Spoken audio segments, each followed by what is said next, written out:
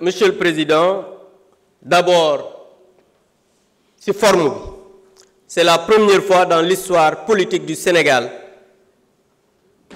ñuy lever immunité parlementaire et député bureau bi yépp nekk benn groupe parlementaire. C'est la première fois. S'il vous plaît, tout le bureau, lors de la levée de l'immunité parlementaire de Ousmane Sonko, le bureau, le premier vice-président, c'est votre actuel ministre de l'Éducation nationale, Guirassy. Et je vous rappelle, monsieur le garde des Sceaux, je parle sous votre direction parce que on a dit qu'il n'y a jamais eu de dossier dans une procédure de levée d'immunité parlementaire. C'est totalement faux. Vous êtes un magistrat, vous savez qu'à chaque fois qu'il y a une demande, c'est motivé. Lors de la levée de l'immunité parlementaire de Ousmane Sonko, on nous a donné 15 documents. 15, je dis bien 15 et je vais vous les lire. La presse, après, je pourrais mettre à votre disposition le document.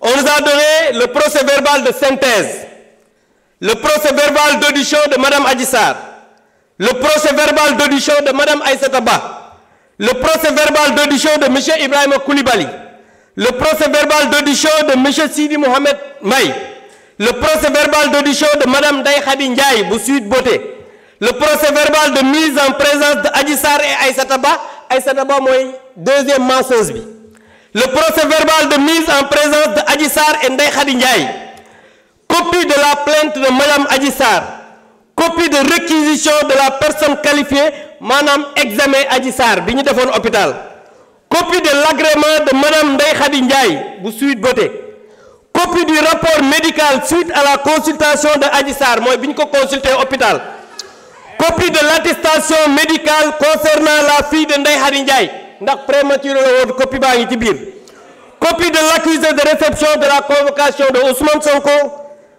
15e document, copie du courrier collectif des avocats de Ousmane Sonko.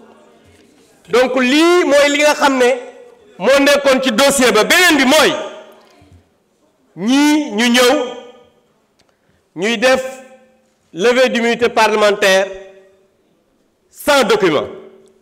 Aujourd'hui ñi war a poursuivre mooy le groupe PASTEF pour association d'escroquerie politique portant sur une manipulation à exécuter une commande politique du Premier ministre Ousmane Sonko en utilisant frauduleusement le règlement intérieur de l'Assemblée nationale qui est une loi organique. Monsieur le ministre, Ousmane Sonko moo wax ne Farba Ngom dootul bokk ci élection fii ci Sénégal. Tey ñu ñëw ne dañ koy jël def une manipulation pour le livrer à la justice, mais tout à l'heure madame la présidente l'a dit. Dama bëgg ngeen xam ne fii ragal yeewoowu fi. Monsieur le ministre, moi je vous ai connu magistrat digne, libre. Ousmane Sonko moo wax ne vous n'êtes pas un homme libre parce que yow autorité politique nga su la waxee jàppal diw da nga koy jàpp loolu moom moo ko wax. Moom moo wax ne su la waxee ne jàppal diw vous êtes obligé d'appeler le procureur mu poursuivre cette personne. C'est lui qui l'a dit alors que bi ngay liggéey nekk magistrat di prêter serment mi ngi jàng. Loolu nag je pense que Sénégalais yi en jugeront. En tout cas ce qui est en train d'être fait, c'est une escroquerie politique et pour l'affaissement de l'Assemblée nationale, nous ne pouvons pas participer à ça et je demande à mes collègues de se retirer pour ne pas participer à cette mascarade. Je vous remercie.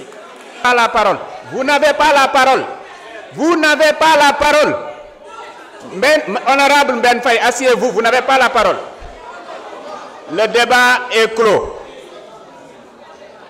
Il faut respecter le règlement intérieur, chers collègues.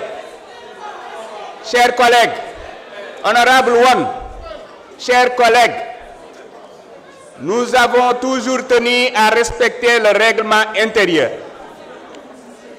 Continuons à respecter le règlement intérieur.